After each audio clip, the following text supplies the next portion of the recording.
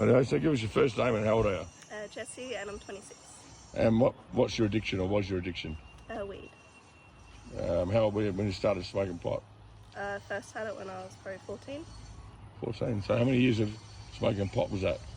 I was off and on, so I was 14 and then I fell pregnant when I was 16, so I stopped, and then I was clean until I fell pregnant with my second, and after my second was born, I had a traumatic home birth experience, so then I ended up having postnatal depression, and then I started smoking weed again when I was, I think probably maybe 22. Was it only pot? Yeah. Yeah. And what sort of effects did the pot have on your life and your mental health? Oh, it had a massive effect. I've always been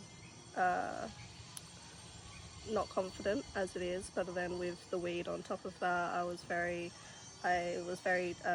had a lot of depression and anxiety. I couldn't leave the house. I just went downhill. I ended up being really, really suicidal. I had to spend some time in the psych ward for a little bit before coming here.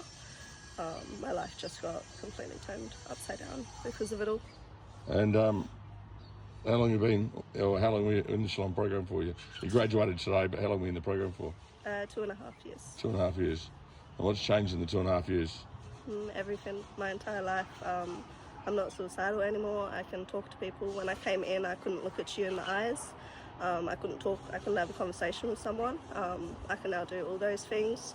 You got me Shalom helped me get my license. I'd never had my license before. I'd never had a job. I worked at the cafe for a while I was here, which helped me communicate with people.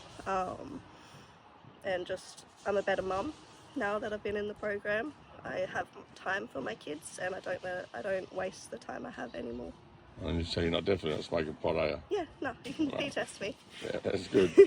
How many kids you got? 2. You got a man now? Yeah. Yeah, met him in the program? Yeah. Yeah, going good? Yeah, perfect. And the worst thing about Shalom?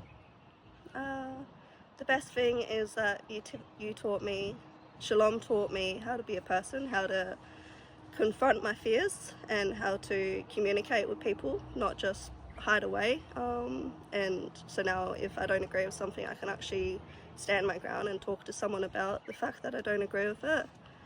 The worst thing about Shalom, getting up at 5:30 in the morning.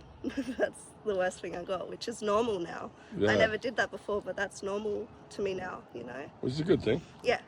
And what would you say if somebody else caught up in depression or, just PTSD, and what would you say to them? Just step out and ask for help, because that's what I did. That was the first step, was asking and admitting that I needed help. And the scariest time was just driving here. And then once I was here, I was looked after in every single way, and my entire life has changed. That's right.